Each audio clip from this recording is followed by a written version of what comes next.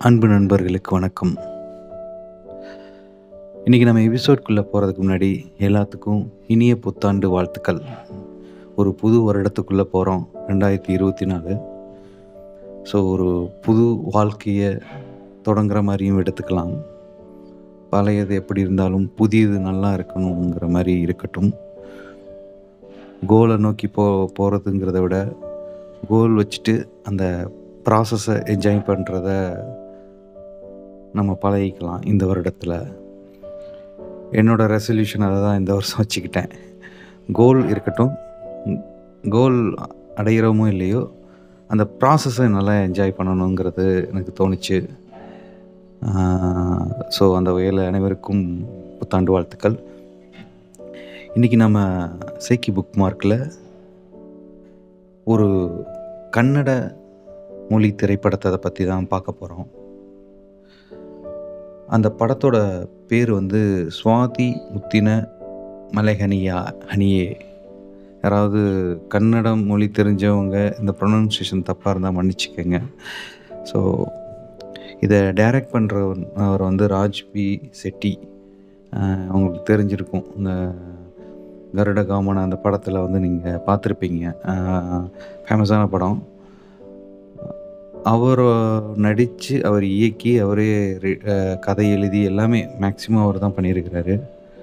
அவரோட நடித்த இன்னொரு ஆக்ட்ரஸ் ஸ்ரீ ரவிக்குமார் அவங்க.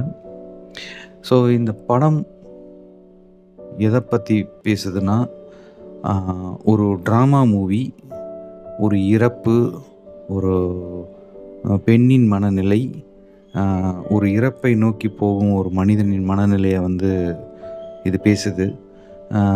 இதில் இன்னும் நிறையா இன்ட்ரெஸ்டிங்கான இதெல்லாம் இருந்தது. ஸோ இந்த படத்தை நாம் இன்றைக்கி பார்ப்போம். வாங்க பார்க்கலாம்.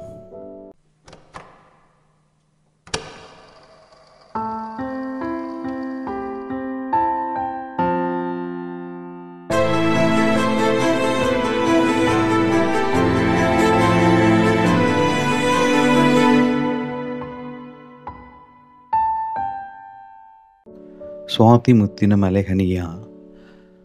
இந்த படம் கண்டிப்பாக ஒரு பரபரப்பான, ஒரு உற்சாகமான, ஒரு எதிர்பார்ப்புடன் யாருமே பார்க்காதீங்க. ஏன்னா இந்த படத்தை இன்றைக்கோ ஒரு நாள் ஏதோ உங்களோட மனநிலை ஒரு ரொம்ப சாஃப்டாக இருக்கும் பொழுது என்ன பண்ணுறதுனே தெரியல, எதையாவது ஒன்று பார்ப்போம் அப்படின்னு நினச்சிட்டு ரிலாக்ஸ்டாக உட்காந்துட்டு இந்த படத்தை நீங்கள் போட்டுட்டு தனிமையாகவே பாருங்களேன், அவ்வளோ இனிமையாக இருக்கும். ஏன்னா அந்த படம் அவங்களோட லொக்கேஷன்ஸ் எல்லாமே ஒரு ஹில் ஸ்டேஷனில் வச்சுருந்துருக்காங்க. அதுக்கப்புறம் அதோட மியூசிக் அப்படியே ஒரு படம் ஃபுல்லாகவே ஒரு குளுமையான ஒரு மேகத்தில் அப்படியே மிதந்து போகிற மாதிரியே ஒரு ஃபீல். அப்படி தான் படம் ஃபுல்லாகவே இருந்தது. படமே ஏதோ ஸ்லோ மோஷனில் போகிற மாதிரியே இருக்கும். ஒரு டைம்லாம் சின்ன வயசில் பார்த்திங்கன்னா, சில மாநில மொழி திரைப்படம் சொல்லி இந்த மலையாள படம், அதர் லாங்குவேஜ் மராத்தி படம்லாம் போடுவாங்க. அதில் ஒரு சீன் முடிஞ்ச உடனே அந்த சீன் முடிஞ்சு அந்த கேரக்டர் அங்கிட்டிருந்து நகர்ந்து போகிற வரையே அதை காமிச்சிட்டே இருப்பாங்க. அதுக்கப்புறம் தான் அடுத்த சீன் வரும். அது ஒரு மாதிரி போரிங்காக இருக்கும். அப்போ எனக்கு இந்த படம் பார்க்கும்போது ஒரு இதமாக இருந்துச்சு. அந்த மாதிரி சீன்ஸ் தான் இருக்கும். அப்படியே காரை விட்டு இறங்கி நடந்து வர்றது, அதுக்கப்புறம் தோசை சுடுறது, அப்படியே பெட்டில் உட்காந்துட்டு யோசிக்கிறது, ஜன்னல்லையே பார்த்துட்ருக்கிறது. இது ஒரு வகையான ஒரு இதமாக தான் இருந்தது. இந்த படத்தோட மேக்கிங்லேருந்து பார்க்கும்பொழுது அப்படி இருந்தது, நல்லா இருந்துச்சு. சரி, இதோட கதை என்னென்னா, ஒரு கேன்சர் பேஷண்ட்டாக இருக்கிறவங்களுக்கு கன்சல்டேஷன் கொடுக்குற ஒரு வேலையில் இருப்பாங்க கதாநாயகி. அவங்க பல இறப்பை நோக்கி போகிற நோயாளிகளை பார்த்துட்டு அவங்களுக்கு கவுன்சிலிங் கொடுத்துட்டே வருவாங்க. அவங்களோட லைஃப்பை அவங்க நினச்சி பார்ப்பாங்க. அவர் ஸ்டார்டிங்கில் பேஷண்ட்டை பார்த்து இந்த மாதிரி பண்ணும்போது அவங்களுக்கு கஷ்டமாக இருக்கும். ஏன்னா இறப்பை பற்றி போக போகிறோம். நிறையா பேர் இறக்கும்போது அவங்க நினைக்கிறது, எனக்கு அடுத்து என்னோடய குடும்பத்தார்கள்லாம் என்ன பண்ண போகிறாங்க அப்படிங்கிற மாதிரி ஒரு வருத்தத்திலேயே தான் இருப்பாங்க. அவங்க இறக்கிறத விட இந்த குடும்பத்தார்கள் இதாகிறாங்களே அப்படிங்கிற ஒரு பெரிய வருத்தம் இருந்துகிட்டே இருக்கும். ஸோ இந்த மாரி கேஸஸ்லாம் அவங்க பார்க்க பார்க்க அவங்களுக்கு ஸ்டார்ட்டிங்கில ரொம்ப கஷ்டமா இருந்தாலும், அதுக்கப்புறம் அதுவே பழகிடும். இப்படி இருக்கும் பொழுது அங்க வர ஒரு பேஷண்ட் தான் ராஜ் பி செட்டி. அவர் வந்து கேன்சர் பேஷண்ட்டு. அவரும் கொஞ்ச நாளத்துல இறக்க போறாரு கொஞ்சம் ம மாதத்துல. ஸோ அவர் வந்து ஃபர்ஸ்ட்டு ஒரு கோஆப்ரேட் பண்ண மாட்டேன்றாரு கவுன்சிலிங்க்கு. அ ஸோ அவர் எழுதின லெட்டர வந்து பார்த்துட்டு ஃபர்ஸ்ட்டு கிழிச்சு போடுற மாரி, தூக்கி எறியிற மாரி வச்சிருக்கிறாங்க. அதுக்கப்புறம் படிச்சு பார்த்தா, அவர் வந்து இந்த இயற்கைய வந்து அழகா வர்ணிச்சு, அதோட இயல்பு தன்மைய வந்து எழுதியிருப்பாரு. அது அழகா இருக்கும் அதோட அதோட வரிகள் எல்லாமே. அதுக்கப்புறம் இவங்களோட மனநிலை மாறும். அவங்க கூட நெறையா பழகுவாங்க, பேசுவாங்க. இது இல்லாம அவங்களோட கணவர் வந்து ஒரு மாரி அ ரிலேஷன்ஷிப் சரியா இல்லாம வாழ்ந்துட்டுருப்பாரு. ஸோ அது அவங்க ஃபேமிலியில ஒரு பிரச்சனை ஓடிட்டுருக்கும். அது பெரிய கண்டுக்காமயே இருப்பாங்க இவங்களும். ஸோ இப்படி தான் கதை போகும். இதுக்கடுத்து என்ன ஆகுன்னு தான் இந்த படத்தோட கிளைமேக்ஸ். ஆ இதுக்கப்புறம் நம்ம பேச போறது எல்லாத்துலயும் ஒரு சின்ன சின்ன ஸ்பாய்லர் இருக்கும். ஸோ இதுக்கப்புறம் கேட்கணும்னு நெனைக்கிறவங்க, படத்த பார்த்துட்டு கேளுங்க. ஓகே. இந்த படத்துல எனக்கு ரொம்ப புடிச்ச விஷயம் என்னன்னா, இந்த படத்தோட மியூசிக் அண்ட் மேக்கிங் அவ்வளோ இதமா இருந்துச்சு. ஆ அவங்க கட்டியிருக்கிற அந்த ஹீரோயின் கட்டியிருக்கிற சாரீலேருந்து எல்லாமே ஒரு யூனிக்கா ஒரு மாரி ப்ளசன்ட்டா இருந்தது. அந்த ஹாஸ்பிட்டல் கூட அந்த லொக்கேஷன்லேருந்து எல்லாமே அவ்வளோ அழகா இருந்தது. அப்படி இருக்கும் பொழுது, இதில வந்து முக்கியமா என்ன சொல்றாங்கன்னா, ஒரு ஆணின் மனநிலையும், ஒரு பெண்ணோட மனநிலையும் வந்து இதில நல்லாவே தெரியும். ஒரு ஆண் ஒரு தப்பான ஒரு உறவு முறையில இருக்கும் பொழுது, ஒரு பெண் அமைதியா இருந்தா அது மெச்சூரிட்டிங்கிறாங்க. ஆனா, ஒரு பெண் கொஞ்சம் வேற ஒரு அ பழக்கத்தில இருக்கும் பொழுது, அத தப்புன்றாங்க. ஸோ இது வந்து இந்த கலாச்சாரத்தோட பிரதிபலிப்பா தான் இருக்கும்.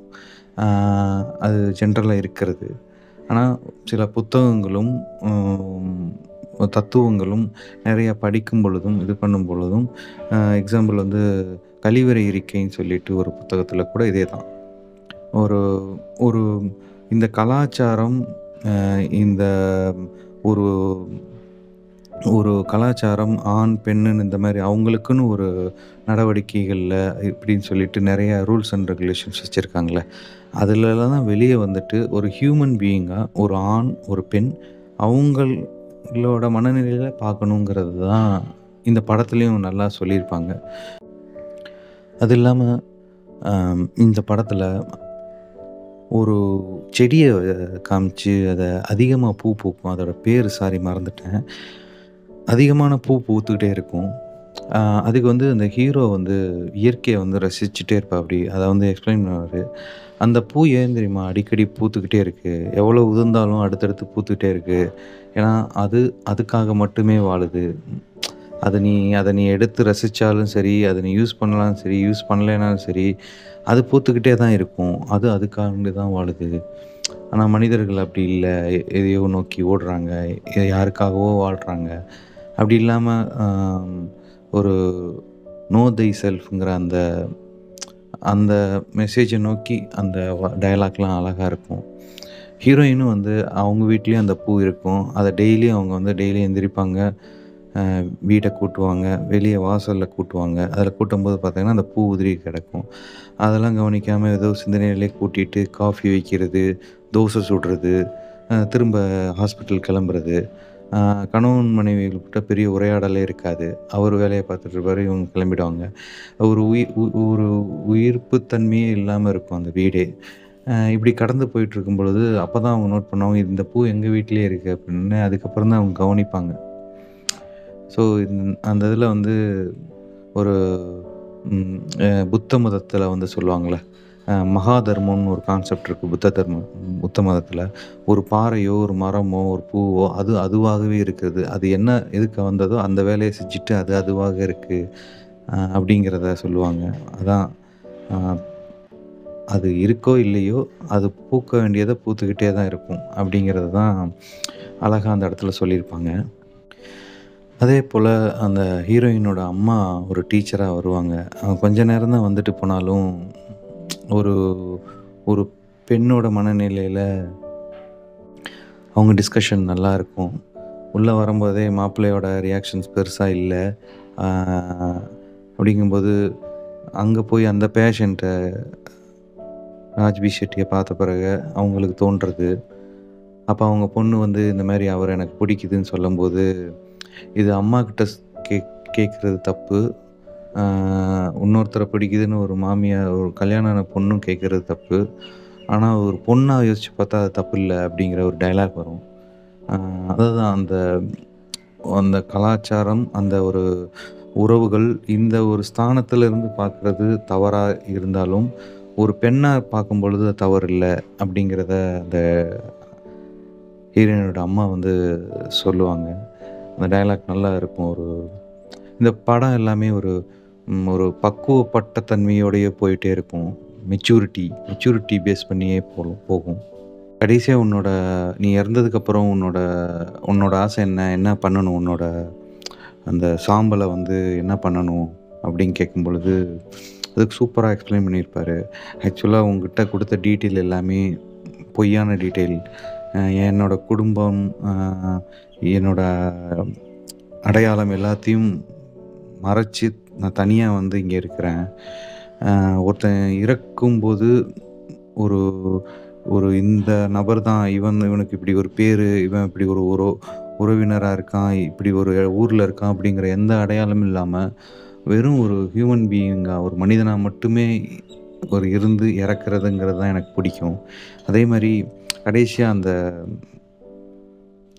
சாம்பல எடுத்துட்டு போயிட்டு, அஸ்திய எடுத்துட்டு போயிட்டு, எங்க இது பண்ணணும்னு சொல்லும்போது, சூப்பரா அந்த சீன் அமைஞ்சிருக்கும். நீ நேரா ஏறு போயி அப்ப இறந்துருவாரு ஹீரோ.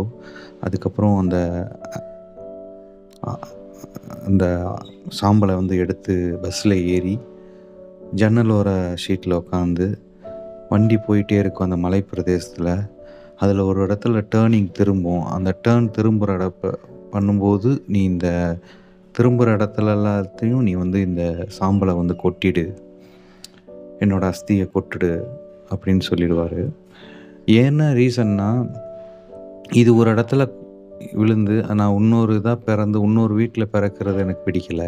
இப்படி திரும்பும்பொழுது அதோட செடிகள்ல விழுகும். நான் செடியில இருந்து இங்க பயணப்படுற எல்லா மனிதர்களையும் நான் பார்ப்பேன். ஒரு வீட்ல நான் பிறக்கும்பொழுது, நான் ஒரு அப்பாவாவோ, ஒரு அம்மாவாவோ, தம்பியோ, தங்கையோ, அக்காவாங்கிற மாரி பல உறவினர்களா நான் பார்க்க வேண்டியிருக்கும். ஆனா, ஒரு பயணத்தின் போது வெளியிருந்து ஒருத்தவங்கள பார்க்கும்போது, ஒரு மனிதனா மட்டும் தான் பார்ப்போம். அவங்களும் ஒரு மனிதர்களா தான் இருப்பாங்க பயணத்திலயும். ஸோ, இந்த காட்டிலிருந்து இந்த செடிகள் மூலமா நான் அவங்கள பார்க்குறோங்கிற மாரி எக்ஸ்பிளைன் பண்ணியிருப்பாரு. செம்மையா இருக்கும் அது. இந்த படமே ஒரு கவிதைன்னே சொல்லலாம். ஒரு வாழ்க்கையின் இறுதி கட்டத்தில இருக்கும் பொழுது இருக்கிற மனிதனின் மனநிலை எவ்வளவு பக்குவப்பட்டு அந்த மனிதன் இருக்கிறாங்கிறது அதில தெரியும். அம் கண்டிப்பா இந்த படத்த தனியா உட்காந்து பாருங்க. ஒரு அமைதியான சூழ்நிலையில உட்காந்து பாருங்க. கண்டிப்பா அது உங்க மனத தொடும். ஆ இந்த படத்தோட மைனஸ்ன்னு சொன்னா, அத பார்க்குறவங்கள பொறுத்து மைனஸ்ன்னு சொல்லலாம். ஆனா, அதான் எனக்கு என்னைய சொல்லப்போனா ப்ளஸ்ன்னு சொல்லுவேன். அதான் அதோட ஒரு அமைதித்தன்மையும், மிதமான போக்கும் தான் அந்த படத்தோட மைனஸ்ன்னு நெறைய பேர் சொல்ல தோணும். அத பார்க்குறவங்க மனநிலைய பொறுத்து தான். ஆனா, அந்த படத்துக்கு அது தேவைப்படுதுன்னு தான் நான் சொல்லுவேன். ஆ அவ்வளோ அழகா இருந்தது. கண்டிப்பா இந்த படத்த பாருங்க. மீண்டும் ஒரு புத்தக இந்த வருடங்கள் நான் படித்த புத்தகங்கள வந்து அடுத்த புத்தக எக்ஸிபிஷன் போறதுக்காக சில சஜஷன்ஸ வந்து நம்ம படிச்சு வந்த புத்தகத்த ஒரு சின்ன இன்ட்ரோவா குடுக்கலான்னு தோணுச்சு. அது நெக்ஸ்ட்டு எபிசோட்ல நான் வந்து பேசுவோம். மீண்டும் இதே மாரி ஒரு படங்களையோ, ஒரு புத்தகங்களையோ நாம் பார்ப்போம். எல்லாம் சரியாகும். நிம்மதியா தூங்குங்க. நன்றி. வணக்கம்.